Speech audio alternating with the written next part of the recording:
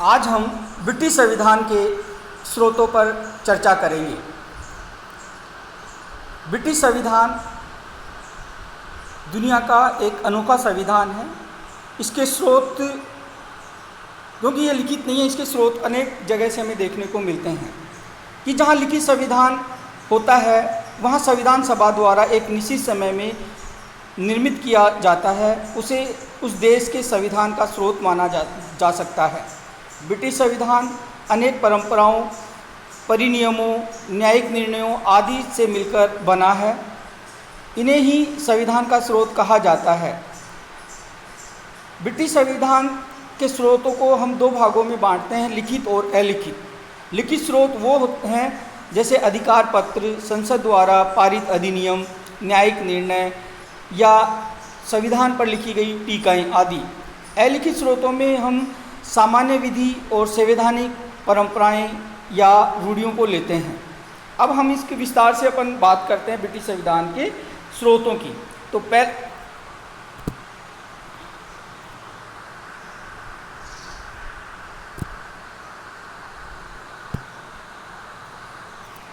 पहला है अधिकार पत्र तथा युग परिवर्तक घटनाएं।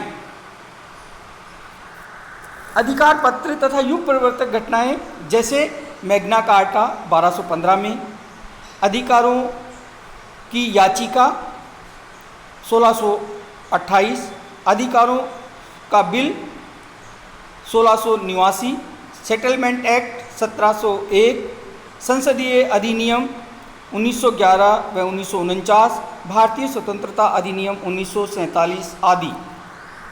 दूसरा है संसद द्वारा पास हुए अधिनियम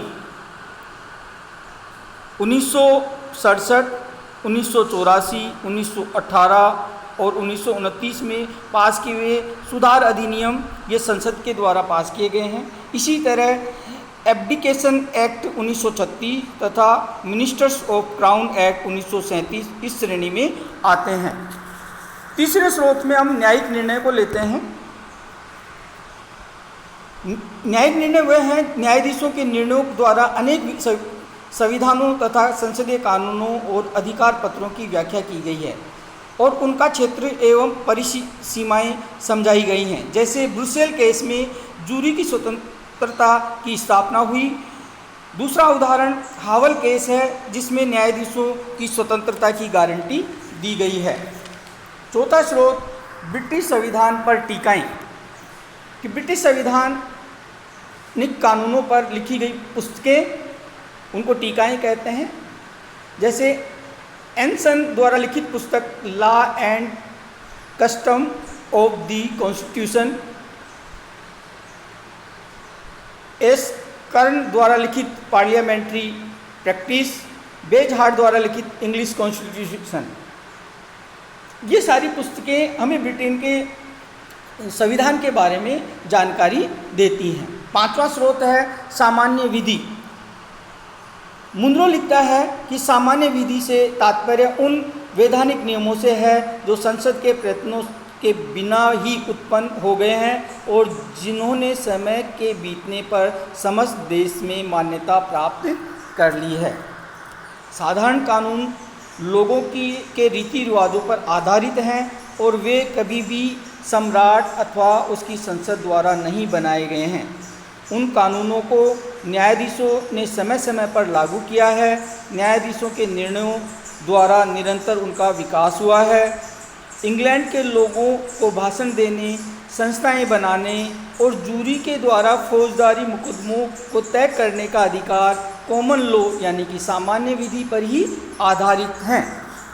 और अंतिम जो स्रोत है ब्रिटिश संविधान का वह है परंपराएं अथवा रूढ़ियाँ। ये महत्वपूर्ण है कि परंपराओं को ब्रिटिश संविधान की आत्मा कहा जाता है। परंपराएं अलिखित होती हैं किंतु उन्हें लिखित कानूनों के समान ही मान्यता प्राप्त होती है। ये परंपराएं संसद द्वारा नहीं बनाई गई बल्कि संयोगवश ही उत्पन्न हो गई हैं। प्रमुख परंपराएं जैसे सम्राट मंत्रिमंडल की बैठकों की अध्यक्षता नहीं करेगा।